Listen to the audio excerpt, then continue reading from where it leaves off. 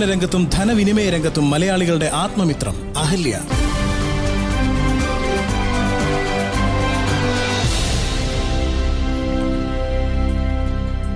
നമസ്കാരം പ്രിയ ശ്രോതാക്കളെ, അഹല്യ ജീവിതരേഖയിലേക്ക് എല്ലാ പ്രിയ ശ്രോതാക്കളെയും സ്നേഹപൂർവ്വം സ്വാഗതം ചെയ്യുന്നത് ഞാൻ രമേഷ് പയ്യൻ. ഇന്ന് ജീവിതരേഖയിൽ സാമ്പത്തികാസൂത്രണവും നിക്ഷേപ മാർഗങ്ങളും എന്ന വിഷയത്തെക്കുറിച്ച് സംസാരിക്കുന്നത് ബർജിയിൽ ജിയോജി സെക്യൂരിറ്റീസിന്റെ ഡയറക്ടറും പ്രവാസി ബന്ധു വെൽഫെയർ ട്രസ്റ്റിന്റെ ചെയർമാനുമായ ശ്രീ കെ വി ഷംസുദ്ദീനാണ്. Good morning mister Shamsuddin. നമുക്ക് ഇന്നത്തെ മാർക്കറ്റ് വിഷയത്തിൽ കിടക്കുന്നതിന് മുൻപ് വളരെ പ്രധാനപ്പെട്ട ഒരു വിഷയം, നമ്മൾ ഓരോ ആഴ്ചയും സാമ്പത്തിക ആസൂത്രണത്തെക്കുറിച്ചും നിക്ഷേപ മാർഗങ്ങളെക്കുറിച്ചും ഒക്കെയാണ് നമ്മൾ ഈ വേദിയിൽ പറയാറ്. തീർച്ചയായിട്ടും. അപ്പോൾ ഈ വേദിയിലൂടെ കേട്ട് മനംമാറ്റം വന്ന എത്രയോ പേരുണ്ട്. അതുപോലെ തന്നെ ധാരാളം പേരുണ്ട്. വളരെ തുച്ഛമായ വരുമാനം മാത്രമുള്ള വളരെ താഴേക്കിടയിലുള്ള എത്രയോ ആൾക്കാരുണ്ട്. അവർക്ക് സ്ഥിരമായിട്ട് ഈ വേദി കേൾക്കുകയും അവരുള്ള കാശിൽ നിന്ന് എങ്ങനെയെങ്കിലും മിച്ചം വെച്ച് പെൺമക്കളെ കെട്ടിച്ചയക്കാൻ വേണ്ടിയൊക്കെ ഒരുപാട് യത്നിക്കുകയും ചെയ്യുന്ന ആൾക്കാരാണ്. അപ്പൊ അതുപോലെ ഒരു സഹോദരി നമുക്കൊരു കത്ത് അയച്ചിരിക്കുകയാണ്. റംലത്ത് ഷംസുദ്ദീൻ എന്ന അമ്പലപ്പുഴക്കാരി ഒരു കത്ത് അയച്ചിട്ടുണ്ട്. അവര് വളരെ ദയനീയമായിട്ടുള്ള ഒരവസ്ഥയാണ്. വളരെ തുച്ഛമായിട്ടുള്ള വരുമാനത്തിലാണ്. അതായത് ഇവിടുത്തെ ഒരു 3 അക്ക സംഖ്യ മാത്രം, അതും ഒരു നമ്മൾ എത്രയാ പറയാ, ഒരു 600-700 ഒക്കെ മാത്രം ശമ്പളം കിട്ടുന്ന ഇതുപോലെ ഒരുപാട് ആൾക്കാരുണ്ട്. അപ്പൊ അത്രയും വളരെ തുച്ഛമായിട്ടുള്ള ശമ്പളം മാത്രം കിട്ടുന്ന ഒരു വീട്ടിൽ ജോലി ചെയ്യുന്ന ഒരു സഹോദരിയാണ് ഇവർ. റംലത്ത് ഷംസുദ്ദീൻ അമ്പലപ്പുഴ സ്വദേശിനിയാണ്. അപ്പൊ അവർക്ക് 2 പെൺമക്കളുണ്ട്. മൂത്ത പെൺകുട്ടിക്ക് 20 വയസ്സായി, ഇളയ മകൾക്ക് 18 വയസ്സായി. കല്യാണപ്രായം എത്തി നിൽക്കുന്നു. അപ്പൊ അവരെ കെട്ടിച്ചേക്കാൻ മാർഗമില്ല. അപ്പൊ മൂത്ത മകളുടെ ആലോചനയൊക്കെ നടന്നുകൊണ്ടിരിക്കുകയാണ്. അപ്പോൾ അതിന് അവർക്ക് 30 പവനെങ്കിലും വേണം ആ കുട്ടിയെ കെട്ടിച്ചേക്കൽ. വളരെ കുറഞ്ഞ രീതിയിലെങ്കിലും കെട്ടിച്ചേക്കലെന്നാണ് ഇന്നത്തെ ഒരു സാമൂഹിക അവസ്ഥയുടെ കാര്യമാണ് ഞാൻ പറഞ്ഞത്. 3 ലക്ഷം രൂപ റൊക്കം കൊടുക്കുകയും വേണം അവർക്ക്. അങ്ങനെയൊക്കെയുള്ള അവസ്ഥയാണ്. അപ്പോൾ അത് വളരെ ദയനീയമായിട്ടുള്ള അവസ്ഥയിൽ എങ്ങനെയെങ്കിലും സഹായിക്കണം എന്ന് ഒരു മനുഷ്യൻ പറയുന്ന അവസ്ഥ എന്ന് പറയുന്നത് അങ്ങേയറ്റം അവരെത്തി നിൽക്കുമ്പോഴാണ്. അപ്പൊ ആ സഹോദരി അങ്ങനത്തെ ഒരു അവസ്ഥയിൽ എത്തിയിരിക്കണം. അവരിപ്പോ നമ്മുടെ ശ്രോതാക്കളോട് സംസാരിക്കാൻ വേണ്ടി നമ്മൾ ഈ വേദിയിൽ എത്തിയിട്ടുണ്ട്. Okay, hello. നമസ്കാരം രമേഷ്. നമസ്കാരം റംലത്ത് ഷംസുദ്ദീൻ. നമസ്കാരം ഷംസുദ്ദീനിക്കാക്കും. എന്റെ അസ്സലാമലൈക്കും. വലൈക്കും അസ്സലാം വറഹ്മത്തുള്ളാഹി വബറകാതുഹു. മക്കളിപ്പോ എവിടെയുള്ളത്? ഞാൻ അബുദാബി. അല്ല, മക്കള് 2 നാട്ടിലാണുള്ളത്. റംലത്ത് എവിടെയുള്ളത്? ഞാനിവിടെ അബുദാബിയിൽ ഒരു ഗ്രാമത്തിലാണ്. ഷംഗ എന്ന് പറയുന്ന ഒരു ടൗൺ അല്ല, ഒരു ഗ്രാമത്തിലാണ് താമസിക്കുന്നത്. എത്ര വർഷമായി ഇവിടെ ഗൾഫില്? ഞാൻ മൊത്തം ഇവിടെ വന്നിട്ട് 13 കൊല്ലമായി. 9 വർഷം ഞാൻ ഷാർജ ഒരു അറബി വീട്ടിൽ 400 ദിറംസിനായിരുന്നു പണിയെടുത്തത്. ഇപ്പൊ അബുദാബിയിലോട്ട് വന്നിട്ട് 4 വർഷമേ ആയിട്ടുള്ളൂ. ഇതിനുള്ളിൽ ഒരുപാട് ത്യാഗങ്ങളും വിഷമങ്ങളും പ്രയാസങ്ങളും എല്ലാം അനുഭവിച്ച് മക്കളുടെ 2ന്റെ പ്രയാസങ്ങളും ബുദ്ധിമുട്ടുകളും അതെല്ലാം തരണം ചെയ്ത് നമ്മുടെ കുടുംബത്തോട് നമ്മുടെ വേദനകൾ പറയാൻ, നമ്മുടെ കുടുംബത്ത് ഒന്നെങ്കിൽ നമ്മുടെ ഭർത്താവിന്റെ ആൾക്കാർ വേണം, അല്ലെ ഭർത്താവ് വേണം, അല്ലെ നമ്മുടെ കുടുംബത്ത് നമ്മൾക്ക് അമ്മ വേണം, അച്ഛൻ വേണം. അതൊന്നുമില്ല. അമ്മയും അച്ഛനും ഒക്കെ എന്റെ ചെറുതിലെ മരിച്ചുപോയി. എന്റെ 10 വയസ്സിൽ എന്റെ ഉമ്മ മരിച്ച്, 16 വയസ്സിൽ വാപ്പ മരിച്ച്. പിന്നെ എല്ലാം നമ്മൾ സഹിക്കുന്നു. അതിനിടക്ക് എല്ലാരും പറയുവാര് കെട്ടിച്ചു കഴിയുമ്പോഴെങ്കിലും ഒരു ജീവിതത്തിൽ സമാധാനം കിട്ടുമെന്ന്. എന്റെ ജീവിതത്തിൽ എന്റെ 10 വയസ്സിൽ തുടങ്ങിയ കണ്ണുനീര് ഞാൻ ഈ നിമിഷം വരെയും അനുഭവിച്ചുകൊണ്ടിരിക്കുന്നു. കെട്ടിച്ചു കഴിയുമ്പോഴെങ്കിലും ജീവിതത്തിൽ ദുഃഖങ്ങൾ മാറുമെന്ന് വിചാരിച്ചപ്പോ അതിന്റെ ഇരട്ടി ദുഃഖം കല്യാണം കഴിച്ചു കഴിഞ്ഞപ്പോ. എല്ലാരും നോക്കുമ്പോ ഒരു ഉമ്മായി ഒരു മോനെയോ ഉള്ളായിരുന്നു കുടുംബത്ത്. ആരും അന്വേഷിച്ചില്ല, തിരക്കില്ല. പക്ഷെ നമ്മളെ കൊണ്ടുവന്നു കഴിഞ്ഞപ്പോഴാണ് വീടിന്റെ ചുറ്റുപാടും സിറ്റുവേഷനും എങ്ങനെയാണെന്ന് നമ്മൾ അറിയുന്നത്. പിന്നെ നിങ്ങളെ പോലുള്ളവരുടെ മുമ്പിൽ എന്റെ ജ്യേഷ്ഠത്തെയും കുഞ്ഞാങ്ങളെയും കൂടെ കൈനീട്ടിയാണ് അന്ന് എന്നെ കെട്ടിച്ചു വിട്ടത്. ആ ഒരു അടിസ്ഥാനം വെച്ച് നമ്മുടെ ജീവിതം ഇല്ലായ്മയാക്കണ്ടെന്ന് കരുതി എല്ലാം സഹിച്ചും ശ്രമിച്ചും വരച്ചോ. നമുക്ക് 2 മക്കളെ തന്നു. അത് 2 പെൺപിള്ളേര്. ഉത്തരവാദിത്വം ഇല്ല, വീണ്ടും വിചാരമില്ല, ജോലിക്കും പോത്തില്ല. അവരുമായി മോനും കൂടെ ഡെയിലി വഴക്ക്, ഇതൊക്കെ കൊണ്ട് നമ്മൾ മാനസികമായി ഒരുപാട് തകർന്ന് പിന്നെ ആത്മഹത്യ ചെയ്യാൻ വരെ എന്റെ മക്കളെ കൊണ്ട് ഞാൻ റെയിൽ പാലത്തിൽ വരെ പോയി ട്രെയിൻ അടുക്ക വന്നിട്ട് ആൾക്കാരെ പിടിച്ചു മാറ്റി. അവിടുത്തെ സ്വസ്ഥതയുണ്ട്. അത്രയും ഞാൻ സഹിച്ചതിന് ശേഷമാണ് ഈ രാജ്യത്ത് വരുന്നത്. എന്റെ മൂത്ത മോക്ക് 7 വയസ്സും ഇളയമോക്ക് 4 വയസ്സുള്ളപ്പോ ഞാൻ ഈ രാജ്യത്ത് വന്നത്. ഇപ്പം 13 കൊല്ലമായി ഇവിടെ വന്നിട്ട്. സമ്പാദ്യം എന്ന് പറയുന്ന ഒന്നുമില്ല, കിടക്കാൻ കിടപ്പാടവും ഇല്ല. മാസം 1500 രൂപ വീട് വാടക കൊടുക്കണം. എവിടെ താമസിക്കുന്നു റംലത്ത്? വീട് അമ്മായിയമ്മയും കെട്ടിയവനും കുടുംബത്തുണ്ട്. വാടക വീട്ടിലുണ്ട്. അമ്മായിയമ്മയും മോനും ഉണ്ട്. അവരുമായി മോനും എന്റെ മക്കൾ 2 കൂടാണ് ജീവിക്കുന്നത്. വാപ്പയുടെ കൂടെ തന്നെയാണ് കുട്ടികളുള്ളത് അല്ലേ? വാപ്പായും മക്കളും വാപ്പുമായും കൂടെ മക്കളുള്ളത്. അവരുടെ കൂടെ ജീവിക്കുന്ന മക്കൾ 2. മൂത്ത മോള് 10ാം ക്ലാസ് വരെ പഠിച്ചുള്ളൂ. ഇളയ മോക്ക് ചെറിയൊരു അസുഖം ഉണ്ടായിരുന്നോണ്ട് പിന്നെ അതിന് ആദ്യം നാളെ സ്കൂളിൽ വിടാൻ പറ്റിയില്ല. അതിന് ഈ ബ്ലഡിന്റെ ചില തകരാറുണ്ടായിരുന്നു. അതിനും ഒരു മാസം ഒരു 10,000-1500 രൂപയോളം മാസം തോറും ഒരു 3 വർഷം ആ മരുന്ന് ഞാൻ തുടരെ കൊടുത്തു. ഇപ്പൊ ദൈവത്തിന്റെ അനുഗ്രഹം 2 മാസം കൊണ്ട് മരുന്ന് കഴിക്കുന്നില്ല. അങ്ങനെ ഇപ്പൊ ബ്ലഡ് പരിശോധിച്ചപ്പം ശരാശരി ഇപ്പൊ 6 ലക്ഷത്തിൽ പല അണുക്കര് ശരീരത്തിൽ ഉണ്ട്. ഇപ്പൊ ഗുളിക കഴിക്കണ്ടെന്ന് പറഞ്ഞു. അങ്ങനെ വെള്ളൂർ ഹോസ്പിറ്റൽ വരെ കൊണ്ടുപോയി 2 വർഷങ്ങൾക്ക് മുമ്പ്. അതും നിങ്ങളെ പോലുള്ള നാട്ടുകാരുടെ മുമ്പിൽ കൈ നീട്ടി എല്ലാരും കൂടെ സഹായിച്ചാണ് അവളെയും കൊണ്ടുപോയത്. അങ്ങനെ ഇപ്പൊ അതിനെല്ലാം ചവിട്ടുമായി. ഇപ്പം മക്കളെ കെട്ടിക്കണം, മൂത്ത മുട നിൽക്കാതെ വെച്ച് വെച്ചിരിക്കുക. അപ്പൊ അവർക്ക് സ്ത്രീധനം കൊടുക്കാതെ കൂട്ടിക്കൊണ്ടുപോകത്തില്ല എന്നാ പറഞ്ഞിരിക്കുന്നത്. അതിന്റെ ഇടയ്ക്ക് ഇളയമക്കും ഇങ്ങനെ ഒരു ചെറുക്കൻ ഇഷ്ടപ്പെട്ട് അവനിക്ക് കല്യാണം കഴിക്കണമെന്ന് പറഞ്ഞ് അവൻ നിർബന്ധിച്ചിരിക്കുന്നത്. അപ്പം എന്റെ കൈവശം ഞാൻ ഈ തെണ്ടിയും പറക്കിയും നുള്ളിയും പറക്കിയും 5 രൂപ 10 രൂപ കിട്ടി എല്ലാം കൂടെ 10,75,000 രൂപ എന്റെ വക ബാങ്കിൽ കിടപ്പുണ്ട്. ഇതാണ് എനിക്കുള്ള സ്വത്ത്. അത് വെച്ച് എന്ത് ചെയ്യും? ഇത്രയും ചെറിയൊരു തുക. ഇതാണ് എന്റെ അവസ്ഥ. കെട്ടിയനോട് ചോദിക്കുമ്പോ പറയും ഞാൻ എന്ത് ചെയ്യാനാ, എനിക്കൊന്നും അറിയത്തില്ല, ഞാൻ എന്ത് ചെയ്യാനാ. ഇതാ എന്നോട് ചോദിക്കുന്നത്. ഒരു കല്യാണം വന്നാൽ അറിയത്തില്ല, പെരുന്നാൾ വന്നാൽ അറിയത്തില്ല. സ്വന്തം പിതാവ് പറയുന്ന അതാണ് അല്ലേ? കുട്ടികളുടെ പിതാവ് പറയുന്നത് ഞാൻ എന്ത് ചെയ്യാനാന്ന് പറ രമേശ്. ഞാൻ ഈ 2 കൊച്ചുങ്ങളെ വെച്ചോട് ഞാൻ എന്ത് ചെയ്യും? ഞാൻ പറഞ്ഞിട്ടുണ്ട് എന്റെ മക്കളോട്, നടന്നില്ലെങ്കിൽ നമുക്ക് ആത്മഹത്യ ചെയ്യാം മക്കളെ. റംലത്ത് അങ്ങനൊന്നും ചിന്തിക്കല, അങ്ങനെയൊന്നും ചിന്തിക്കരുത് കേട്ടോ. അങ്ങനൊന്നും ചിന്തിക്കരുത്. ഇതിനൊക്കെ ഇല്ല റംലത്ത്, കുറെ നല്ല മനസ്സുള്ള കുറേ ആളുകൾ ഇത് കേൾക്കുന്നുണ്ട്. നല്ല മനസ്സുള്ള ധാരാളം ആളുകൾ ഇത് കേൾക്കുന്നുണ്ട്. റംലത്ത് കരയരുത്. കാര്യം പറയൂ, കരയാതെ കാര്യം പറയൂ. നിങ്ങളുടെ വിഷമങ്ങൾ നമുക്കറിയാം. ഇത് കഴിഞ്ഞ ദിവസം റംലത്തിന് എന്നെ വിളിക്കാൻ തോന്നിയത് ഒരുപക്ഷെ ദൈവം തോന്നിച്ചതായിരിക്കും. കാരണം റേഡിയോയിലൂടെ പറയുമ്പോൾ സന്മനസ്കരായിട്ടുള്ള ധാരാളം ലക്ഷക്കണക്കിന് ആൾക്കാരുണ്ട് നമ്മളെ സഹായിക്കാൻ വേണ്ടി. നമുക്ക് ഒരു പക്ഷേ ഒറ്റയടിക്ക് ഒരാൾ ഒരു തുക എടുത്ത് തന്നില്ലെങ്കിലും ഒരുപാട് ആൾക്കാരുടെ ചെറിയ ചെറിയ സഹായം കൊണ്ട് നമുക്കൊരു പക്ഷേ ജീവിതത്തിൽ ഇത്തരം ബുദ്ധിമുട്ടുകൾ ഒരു പക്ഷേ തരണം ചെയ്യാൻ പറ്റിയേക്കും.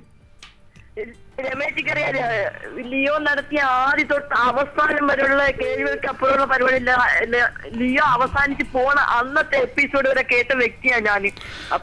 അതെ, നമ്മൾ ധാരാളം പേര് ഏഷ്യാനെറ്റ് റേഡിയോ സഹായിക്കുന്നുണ്ട്, ഇതുപോലെ സഹായിക്കുന്നുണ്ട്. അപ്പൊ ആ കൂട്ടത്തിൽ റംലത്തിന്റെ വിഷമം കേട്ടപ്പോൾ അതുകൊണ്ടാണ് ഇന്ന് റംലത്തിനെ വിളിച്ച് ഈ വേദിയിൽ ഞാൻ പങ്കെടുപ്പിച്ചത്.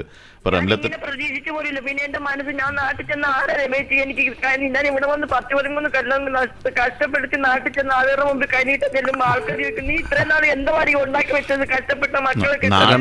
നാട്ടിലുള്ളവർക്ക് അറിയില്ലല്ലോ ഗൾഫുകാര് പണം വാരുന്നു എന്നല്ലേ നാട്ടിലുള്ളവരുടെ ധാരണ. അപ്പൊ അവർക്ക് അറിയില്ലല്ലോ ഇവിടുത്തെ വിഷമങ്ങളൊന്നും. നമ്മളറിയണം. ഒരു വീടിന്റെ കാര്യം വന്നാൽ ഞാൻ അറിയണം. കറണ്ട് ചാർജ് ഞാൻ കൊടുക്കും. സത്യം രമേശ്, ഈ കഴിഞ്ഞ പെരുന്നാളിന്റെ തലേദിവസം എന്റെ മക്കൾ വിളിച്ചിട്ട് പോയി തുമ്മിച്ച് ഉപ്പ് പോലും എന്റെ വീട്ടിലില്ല. ഒരു പെരുന്നാൾ ഈ കട പോയി 400 ദിറംസ് കട. റംലത്ത് കരയരുത്. കാരണം ഞങ്ങളുടെ അനുഭവം, കഴിഞ്ഞ വർഷങ്ങളായിട്ടുള്ള അനുഭവം, ഇത്തരം കാര്യങ്ങൾ വല്ലതൊക്കെ ഈ വേദിയിൽ കൂടെ പറഞ്ഞു കഴിഞ്ഞാൽ പേര് പോലും വെളിപ്പെടുത്താതെ എത്രയോ ആളുകൾ കൈയഴിഞ്ഞ് സഹായിച്ച അനുഭവങ്ങളുണ്ട്. തീർച്ചയായിട്ടും സഹോദരി, തീർച്ചയായിട്ടും നിങ്ങളെ സഹായിക്കും. കുറേ ആളുകൾ സഹായിക്കും. റംലത്തെ തീർച്ചയായിട്ടും ആൾക്കാർ സഹായിക്കും. ഞാനിവിടെ റംലത്തിന്റെ അക്കൗണ്ട് നമ്പറൊക്കെ ഞാൻ അനൗൺസ് ചെയ്യുന്നുണ്ട്. ഇവിടെ തീർച്ചയായിട്ടും ആൾക്കാർ റംലത്തിന് വേണ്ടി ഞാൻ ആദ്യമായിട്ട് ഒരു സംഖ്യ തരാൻ വേണ്ടി തീരുമാനിച്ചിരിക്കുന്നു. തീർച്ചയായിട്ടും ഒരു തുടക്കം കുറിക്കാൻ വേണ്ടി. ഓക്കെ, തീർച്ചയായിട്ടും റംലത്തെ ആദ്യത്തെ സഹായം നമുക്ക് വന്നു കഴിഞ്ഞു. തീർച്ചയായിട്ടും ഇനി ആൾക്കാർ ശ്രോതാക്കൾ മുഴുവൻ സഹായിക്കും കേട്ടോ. അത് ബുദ്ധിമുട്ടരുത്. ഞാൻ നിങ്ങളുടെ അക്കൗണ്ട് നമ്പറൊക്കെ അനൗൺസ് ചെയ്യുന്നുണ്ട്. ഫോൺ നമ്പറൊന്നും ഞാൻ ആർക്കും കൊടുക്കുന്നില്ല. കാരണം ഫോൺ നമ്പർ കൊടുക്കണ്ട. ഫോൺ നമ്പർ ഒരുപക്ഷെ ദുരുപയോഗം ചെയ്യപ്പെടാൻ സാധ്യതയുള്ളതുകൊണ്ട് ഞാൻ ആർക്കും ഫോൺ നമ്പർ ഒന്നും കൊടുക്കില്ല. ഒരു വീട്ടിൽ ജോലി ചെയ്യുമ്പോൾ അതൊക്കെ ബുദ്ധിമുട്ടാണ്. അപ്പൊ അതുകൊണ്ട് ഞാൻ ഇപ്പൊ ഞാൻ 31-ാം തീയതി പോകാനിരുന്നപ്പോ അവർ പറഞ്ഞ് ടിക്കറ്റ് 6-ാം തീയതിത്തേക്ക് ഓക്കാക്കി. അപ്പൊ ഈ വരുന്നതിന്റെ പിന്നത്തെ വെള്ളിയാഴ്ച 6-ാം തീയതി എനിക്ക് ടിക്കറ്റ് ഓക്കാക്കിയിരിക്കും. ടിക്കറ്റ് അവർ തരുമോ? ടിക്കറ്റിന്റെ പൈസയൊക്കെ അവർ തരുമോ? ആ ടിക്കറ്റ് എടുത്തു തന്നവർ 700 ദിറംസ് ആയി. ടിക്കറ്റിന് എടുത്ത് എന്റെ കയ്യിൽ കൊണ്ട് തന്നിന്നല്ല. എന്റെ കയ്യിലുണ്ട് ടിക്കറ്റ്. ഓക്കെ, ശരി. അപ്പൊ എന്തായാലും രമേശ് ജി നിങ്ങളുടെ ബാങ്ക് അക്കൗണ്ട് നമ്പറും ഇതെല്ലാം അനൗൺസ് ചെയ്യുന്നുണ്ട്. അതുകൂടെ ഞാനത് കളക്ട് ചെയ്തിട്ട് ചില ഫേസ്ബുക്കിലോ മറ്റോ ഇട്ടുകൊണ്ട് സഹായിക്കാൻ പറ്റുന്നുണ്ടെങ്കിൽ ആ നിലയ്ക്കും ചെയ്യുന്നുണ്ട്. അതുകൊണ്ട് നിങ്ങൾ ഇനി വിഷമിക്കരുത്. റംലത്ത് ബുദ്ധിമുട്ടരുത്. എത്രയോ ആളുകളുണ്ട് സഹായിക്കാൻ. കുറേ സഹോദരികൾ ഈ മേഖലയിൽ സഹായിക്കാൻ തയ്യാറായിട്ടുള്ളവരുണ്ടെന്ന് നിങ്ങൾ വിശ്വസിക്കുക കേട്ടോ. വിശ്വസിക്കും. ഞാൻ അള്ളാന്റെ റസൂലിനെ നിലനിർത്തി ഞാൻ എന്റെ ശ്രോതാക്കളുടെ എന്റെ ആങ്ങളമാരോടും ചേട്ടത്തിമാരോടും അനിയത്തിമാരോടും എല്ലാവരും അകവരിഞ്ഞ് സഹായിക്കും. കാരണം ഞാൻ ആത്മഹത്യന്റെ വക്കിൽ നിൽക്കാൻ എനിക്ക് കയറി ഇല്ല. അങ്ങനെ ഒരു കാര്യം നിങ്ങൾ ചിന്തിക്കരുത്. റംലത്തെ നിങ്ങൾ അങ്ങനെ ഒരു ദുസ്ഥിതി ഇല്ലാതിരിക്കാൻ വേണ്ടിയാണ് ഇപ്പൊ ഞങ്ങൾ നിങ്ങളെ സഹായിക്കുന്നത്. അതുകൊണ്ട് അങ്ങനെ ചിന്തിക്കരുത്. അല്ല, എന്റെ മക്കൾ ഞാൻ ഈ ഭൂമിയുടെ വെളിയിൽ ഓരോ ടിവിയിലും പേപ്പറും വരുന്നതുകൊണ്ട് ഞാൻ എന്റെ മക്കളുമായിട്ട് ചെയ്യുന്ന അവസ്ഥ. റംലത്ത് ഒരു കാര്യം ചെയ്യും. റംലത്ത് ഇപ്പൊ ഫോൺ കട്ട് ചെയ്തോളൂ. കൂടുതൽ പറഞ്ഞ് വിഷമിക്കേണ്ട. കട്ട് ചെയ്തോളൂ. ഞാൻ നിങ്ങളെ പിന്നീട് ഞാൻ വിളിക്കാം കേട്ടോ. ഞാനിവിടെ നിങ്ങളുടെ അക്കൗണ്ട് നമ്പറൊക്കെ അനൗൺസ് ചെയ്യുന്നുണ്ട് കേട്ടോ. പടച്ചോ നിങ്ങൾക്ക് എല്ലാവർക്കും ആയുസിന് ആരോഗ്യത്തിന് ഞാൻ അള്ളാഹുവിനോട് 5 നേരം ദുആ ചെയ്യും. നിങ്ങളെ ആമീൻ ആമീൻ. നിങ്ങളുടെ പ്രാർത്ഥന സ്വീകരിക്കട്ടെ. എല്ലാ ശ്രോതാക്കൾക്കും വേണ്ടി നിങ്ങൾ നടത്തിയ ഫോൺ കട്ട് ചെയ്തോളൂ കേട്ടോ. ഞാൻ വിളിക്കാം. വിളിക്കാം. പ്രിയ ശ്രോതാക്കളെ, റംലത്ത് ഷംസുദ്ദീൻ എന്ന സഹോദരിയാണ് ഇപ്പോൾ കരഞ്ഞു വിളിച്ച് പറഞ്ഞത് അവരുടെ ദയനീയാവസ്ഥയൊക്കെ. ഇത് മനുഷ്യജീവിതത്തിൽ ഒരു പക്ഷേ ആർക്കും സംഭവിക്കാവുന്ന ഒരവസ്ഥയാണിത്. നമുക്കൊരു ഒരുപാട് കാലം കുറേ പണം കയ്യിലുണ്ട് എന്ന് വെച്ച് പിന്നീടുള്ള വരാനിരിക്കുന്ന കാലം കയ്യിൽ പണം ഉണ്ടായിക്കൊള്ളണമെന്നൊന്നുമില്ല. മനുഷ്യന്റെ ഈ പണത്തിന്റെ കാര്യത്തിൽ ഒരിക്കലും ഒരു ഗ്യാരണ്ടിയും ഇല്ല, ഒന്നും പറയാൻ പറ്റില്ല. അതെ. അപ്പം അതുകൊണ്ട് നിങ്ങൾ കൈ അയച്ച് സഹായിക്കുക ആ സഹോദരിയെ. അവരുടെ നാട്ടിലെ അക്കൗണ്ട് നമ്പർ ഞാൻ പറയാം. പേര് റംലത്ത് ഷംസുദ്ദീൻ എന്നാണ്. RAMLATH Shamsuddin, SHAMSUDDEEN, Ramlath Shamsuddin. അമ്പലപ്പുഴയാണ് അവരുടെ സ്വദേശം. അക്കൗണ്ട് നമ്പർ ഇനി പറയുന്നതാണ്. ഒന്ന് ആൾക്കാർ എഴുതിയെടുത്തോളൂ. പേനയോ പെൻസിലോ കയ്യിലുണ്ടെങ്കിൽ ദയവേറെ ഒന്ന് എഴുതിയെടുക്കുക. ഞാൻ സാവകാശം പറയാം. അക്കൗണ്ട് നമ്പർ 1015120014852 ഞാൻ ഒന്നുകൂടെ വായിക്കാം. നിങ്ങൾ എഴുതിയത് കറക്റ്റാണെന്ന് ചെക്ക് ചെയ്തോളൂ. 1015120014852 ഞാൻ ഒന്ന് മലയാളത്തിലും പറയാം. 10152014852 ഇത് ആലപ്പുഴ മുല്ലയ്ക്കൽ ബ്രാഞ്ചിലെ ഫെഡറൽ ബാങ്കാണ് കേട്ടോ. ഫെഡറൽ ബാങ്കിൻ്റെ ആലപ്പുഴ മുല്ലയ്ക്കൽ ബ്രാഞ്ചിലെ അക്കൗണ്ട് നമ്പറാണ് റംലത്തിൻ്റെ പേരിലുള്ളത്. ഇനി എന്തെങ്കിലും സംശയം ഉണ്ടെങ്കിൽ നിങ്ങൾക്ക് ഇവിടെ ഏഷ്യാനെറ്റ് റേഡിയോയിൽ വിളിക്കാം. ഞങ്ങൾ അക്കൗണ്ട് നമ്പറും ഡീറ്റെയിൽസും ഒക്കെ നിങ്ങൾക്ക് തരുന്നതാണ്. അപ്പോൾ പ്രിയപ്പെട്ട ശ്രോതാക്കൾ, കൈയഴിഞ്ഞ ഈ സഹോദരയെ സഹായിക്കുക. നിങ്ങൾ സഹായിച്ചു കഴിഞ്ഞാൽ തീർച്ചയായിട്ടും അതിൻ്റെ പ്രതിഫലം നിങ്ങളിലും നിങ്ങളുടെ കുടുംബത്തിനും ഉണ്ടായിരിക്കും. ഇനി നമുക്ക് നമ്മുടെ വിഷയത്തിലേക്ക് വരാം. നമ്മൾ മാർക്കറ്റ് 15,933.63 വളരെ ദിവസങ്ങൾക്ക് ശേഷം വളരെ ഉയർന്നൊരു മാർക്കറ്റ് വീണ്ടും നമ്മൾ കാണുന്നു. 194.93 ആണ് ഇപ്പോഴത്തെ ഇൻഡെക്സ്.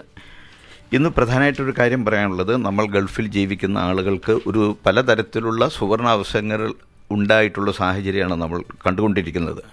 ഡിസംബർ 14 ആണ് ഇന്ത്യൻ റുപ്പീസ് ഏറ്റവും താഴ്ന്ന നിലയിലെത്തിയത്. 53.71 ഡോളറിനെതിരെ ഇന്ത്യൻ റുപ്പീസ് താഴ്ന്നു കഴിഞ്ഞ ഒരു ദിവസമായിരുന്നു അത്.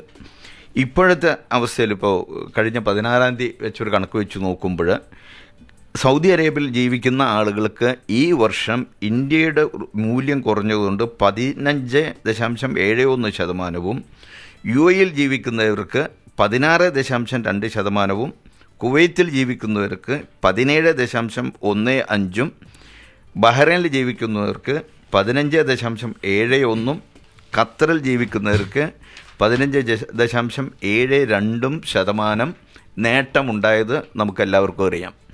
അതിനോടൊപ്പമാണ് അടുത്ത ഏതാനും ദിവസങ്ങളായി വിദേശത്തുള്ള NREകളായിട്ടുള്ള ആളുകൾ അയക്കുന്ന NRE account, non residence external അക്കൗണ്ടിലുള്ള നിക്ഷേപങ്ങൾക്ക് ഇൻട്രസ്റ്റ് റേറ്റ് കൂട്ടാൻ ബാങ്കുകളെ അനുവദിച്ചതും അവർക്ക് ഫ്രീ ഹാൻഡ് കൊടുത്തതും അവർക്ക് നിശ്ചയിക്കാമെന്നുള്ളത്. ഇപ്പോൾ അവസാനമായി ഡിക്ലെയർ ചെയ്തത് യെസ് ബാങ്ക് എന്ന് പറഞ്ഞ ബാങ്ക് 9.9%, ഏകദേശം 10% ആണ് പ്രഖ്യാപിച്ചിട്ടുള്ളത്. ഒരുപക്ഷെ മറ്റു പല ബാങ്കുകളും അതിൽ കൂടുതൽ പ്രപ്പോസലായിട്ട് വന്നേക്കാം. അപ്പോൾ എന്തായാലും ഇത്രയും 5-6% മുതൽ തുടങ്ങിയതാണ് ഇത് അനൗൺസ് ചെയ്ത സമയത്ത്. ചില ബാങ്കുകൾ 5.6%, ചിലത് 6.8%, ചിലത് 7.9%. ഇപ്പോഴ് എത്തിയിട്ടുള്ളത് 9.9% വരെ എത്തിയിട്ടുണ്ട്. ഇത് ധാരാളം ആളുകൾ ഈ റുപ്പിയയുടെ മൂല്യശോഷണം ഉണ്ടാവുന്നതുകൊണ്ട് പണം നാട്ടിലേക്ക് അയക്കുകയും അങ്ങനെ അയച്ച ആളുകൾക്ക് ബാങ്കിൽ നിങ്ങൾ നിക്ഷേപിക്കുന്നുണ്ടെങ്കിൽ ഇത്രയും ഉയർന്ന റേറ്റ് കിട്ടാനുള്ളൊരു അവസരം നിങ്ങളുടെ മുമ്പിലുണ്ട്. അതുപോലെ ധാരാളം സഹോദരങ്ങൾ NRO അക്കൗണ്ടിൽ പണം നിക്ഷേപിച്ച് വെച്ചിട്ടുള്ളവരുണ്ട്. പലരും ഫിക്സഡ് ഡെപ്പോസിറ്റാണ് വെച്ചിട്ടുള്ളത്. അന്ന് 4% അതിൽ കുറവോ ആയിരുന്നു നമുക്ക് കിട്ടിയിരുന്നത്. അങ്ങനെയുള്ളവർക്ക് അത് ബ്രേക്ക് ചെയ്തിട്ട് ഇതിലേക്ക് മാറ്റിയാലും ലാഭമാണ് എന്നുള്ളത് മനസ്സിലാക്കുക. ബാങ്ക് ഇഷ്ടപ്പെടില്ല നിങ്ങളത് ആവശ്യപ്പെട്ടാൽ ബാങ്ക് അത് ബുദ്ധിമുട്ടാണെന്നും അത് ചെയ്യാൻ പറ്റില്ല എന്നൊക്കെ ആയിരിക്കും നിങ്ങൾക്ക് ഉത്തരം നൽകുക. കാരണം ബാങ്കിന് അത്ര വലിയ താല്പര്യമുള്ള കാര്യമല്ല ഉയർന്ന പലിശ നൽകുക എന്നുള്ളത്. അതുകൊണ്ട് നിങ്ങളുടെ ഫിക്സഡ് ഡെപ്പോസിറ്റ് ഉണ്ടെങ്കിൽ ഒരു ദിവസം മുമ്പ് അത് ബ്രേക്ക് ചെയ്ത് പുതിയ നിരക്കിലേക്ക് മാറ്റുക. അതും ഏറ്റവും കൂടുതൽ കിട്ടുന്നത് അന്വേഷിക്കുക, അവിടെ ആയിരിക്കണം നിങ്ങൾ ചെയ്യേണ്ടത്. മറ്റൊരു പ്രധാന സംഭവം, അടുത്ത ദിവസം കേരളത്തിലെ ഒരു ഓർഗനൈസേഷൻ ഉണ്ട്, സെൻറ്റർ ഫോർ ഡെവലപ്മെൻറ്റ് സ്റ്റഡീസ്. അവരാണ് പ്രത്യേകിച്ചും പ്രവാസികളെ സംബന്ധിച്ചും കേരളത്തിലെ ജീവിതത്തെ സംബന്ധിച്ചൊക്കെ ധാരാളം പഠനങ്ങൾ നടത്തിയിട്ടുള്ള ഒരു ഇതാണ് CDS എന്ന് ചുരുക്കപ്പേരിൽ അറിയപ്പെടുന്ന. അതിൽ കണ്ടെത്തിയത് 2008 ഏകദേശം 11 ലക്ഷത്തിൽ കൂടുതൽ 11.5 ലക്ഷത്തോളം പ്രവാസികൾ നാട്ടിലേക്ക് തിരിച്ചു വന്നു. അതിൽ ജോലി നഷ്ടപ്പെട്ടു വന്നവരുണ്ട്, സ്വാഭാവികമായിട്ട് പ്രായം ആധിക്യം കൊണ്ടും അല്ലെങ്കിൽ മറ്റ് അസുഖങ്ങൾ കൊണ്ടും തിരിച്ചു വരുന്ന ഒരു പ്രവണത എപ്പോഴും ഉണ്ടായിരിക്കും. അങ്ങനെ വന്നവരുണ്ട്. അതിൻ്റെ എണ്ണം 2015 ആകുമ്പോഴേക്ക് 16 ലക്ഷമായിട്ട് വർദ്ധിക്കുന്നതാണ് അവർ കണക്ക് കൂട്ടുന്നത്. കേരളത്തിൽ 100 വീട് എടുത്തിയാൽ പ്രവാസികളുടെ കുടുംബങ്ങളെത്തിയ ഏറ്റവും ചുരുങ്ങി 16 വീടുകളിലെങ്കിലും 1-2 പേര് ഗൾഫിൽ നിന്ന് ഇങ്ങനെ തിരിച്ചു വന്നവരാണ് എന്നുള്ളത് മനസ്സിലാക്കാൻ സാധിച്ചിട്ടുണ്ട്. നമ്മൾ പറഞ്ഞുകൊണ്ടിരിക്കുന്ന ചില കാര്യങ്ങൾ ഇവർ നടത്തിയ പഠനത്തിൽ നിന്നും കണ്ടെത്തിയിരിക്കുകയാണ്. നമ്മൾ എപ്പോഴും പറയുന്നത് തിരിച്ചു പോകുന്നതിന് വേണ്ടിയുള്ള തയ്യാറെടുപ്പ് വേണം, അതിനൊരു സമ്പാദ്യം ഉണ്ടായിരിക്കണം എന്നുള്ളതല്ല. പക്ഷേ ഇവർ കണ്ടെത്തിയ ഒരു സംഭവം വളരെ വേദനാജനകമാണ്, നമുക്കുടെ കണ്ണ് തുറപ്പിക്കുന്ന ഒരു സംഭവമാണ്. 44% ആളുകളും തിരിച്ചു എന്നതിന് ശേഷം അവരെ കയ്യിലുള്ളത് കടം വീട്ടാൻ വേണ്ടിയിട്ട് ഉപയോഗിക്കുകയാണ് ഉണ്ടായത്. കാരണം ജീവിക്കാനുള്ള വക അല്ല ഉണ്ടായിരുന്നത്, കടം വീട്ടേണ്ട നിർഭാഗ്യാവസ്ഥയാണ് അവർക്കുണ്ടായിട്ടുണ്ടായിരുന്നത്. അവരിൽ 40% ആളുകളും അവരുടെ സമ്പാദ്യത്തിൻ്റെ ഭീമമായ ഭാഗവും ചെലവഴിച്ചത് വീട് വെക്കാനും കുടുംബത്തിലെ വേണ്ടപ്പെട്ട ആളുകളുടെ വിവാഹത്തിനും കുട്ടികളുടെ വിദ്യാഭ്യാസത്തിനും വേണ്ടപ്പെട്ടവരുടെ ചികിത്സയ്ക്കും വേണ്ടിയാണ് ചിലവ്. ഇതെല്ലാം ആവശ്യമാണ്. പക്ഷേ പ്രവാസിയെ സംബന്ധിച്ച് സംഭവിക്കുന്ന ഏറ്റവും വലിയൊരു അബദ്ധം കയ്യിലുള്ളതിനേക്കാൾ കൂടുതൽ ചെലവഴിച്ച് വീടിന് വേണ്ടി ചിലവാക്കുന്നൊരു പ്രവണത. ഇന്നലെ ഒരു നല്ലൊരു അനുഭവം ഉണ്ടായി. ഈ കാര്യം ഞാൻ വെബ്സൈറ്റിൽ ഇട്ടതിന് ശേഷം, ഫേസ്ബുക്കിൽ ഇട്ടതിന് ശേഷം ഒരു സഹോദരൻ എന്നെ വിളിച്ചു പറഞ്ഞു, വളരെ വലിയൊരു തെറ്റ് അദ്ദേഹം ചെയ്യാൻ പോവുകയായിരുന്നു, അതിൽ നിന്ന് അദ്ദേഹത്തിന് ഒരു മോചനം ലഭിച്ചു ഇത് കണ്ടപ്പോൾ. കാരണം അദ്ദേഹത്തിൻ്റെ ഒരു വീടുണ്ട്, എല്ലാവരും വീട് വെക്കുന്നത് കണ്ടപ്പോൾ അദ്ദേഹം തീരുമാനിച്ചു എന്നാൽ കയ്യിലുള്ള പൈസയും ഒരു ലോൺ കൊടുത്തിട്ട് വീടൊന്ന് മാറ്റിപ്പണിയാം, പുതുതായിട്ടൊരു വീടുണ്ടാക്കാം എന്ന്. അത്യാവശ്യം നല്ല വീടാണ് അദ്ദേഹത്തിനുള്ളത്. പക്ഷേ ആ രണ്ടാമതുണ്ടായ ആ ചിന്ത വേണ്ടാന്ന് വെച്ച് ആദ്യത്തെ ഇപ്പോൾ നിലവിലുള്ള വീട്ടിൽ തന്നെ താമസിക്കാൻ തീരുമാനിക്കുകയും അതേസമയം അദ്ദേഹത്തിൻ്റെ കയ്യിലുള്ള പണം നിക്ഷേപമാക്കി മാറ്റാനും കടം എടുത്താൽ എത്ര മാസം കൊടുക്കേണ്ടി വരുമായിരുന്നു അത്രയും സംഖ്യ നിക്ഷേപമാക്കി മാറ്റുവാനും അദ്ദേഹം തീരുമാനിച്ചിരിക്കുകയാണ്. അപ്പോൾ ഇങ്ങനെയുള്ള ചില മാറ്റങ്ങൾ ഉണ്ടായിട്ടുണ്ട്. അപ്പോൾ ഇതിൽ നിന്നെല്ലാം നമ്മൾ മനസ്സിലാക്കേണ്ടത് വെറും 5% കുറവ് ആളുകൾക്ക് ഈ തിരിച്ചു വന്നവരിൽ ജീവിക്കാനുള്ള ഒരു വരുമാനം കിട്ടാനുള്ള സൗകര്യം ഉള്ളൂ എന്ന്.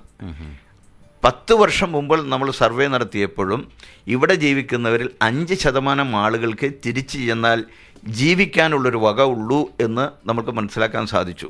മാത്രമല്ല 2% ആളുകൾ മാത്രമാണ് നാട്ടിലയക്കുന്ന പണത്തിൽ നിന്ന് എന്തെങ്കിലും കുടുംബം സമ്പാദിക്കുന്നുണ്ട് എന്ന് അന്ന് പറഞ്ഞത്. ആ വിഷയം തന്നെയാണ്, അതേ കാര്യങ്ങൾ തന്നെയാണ് ഇപ്പോൾ CDSും കണ്ടെത്തിയിട്ടുള്ള കാര്യം. ഇത് നമുക്കെല്ലാം ചിന്തിക്കാനുള്ളൊരു വിഷയമാണ്. 2012 എത്താൻ പോവുകയാണ്.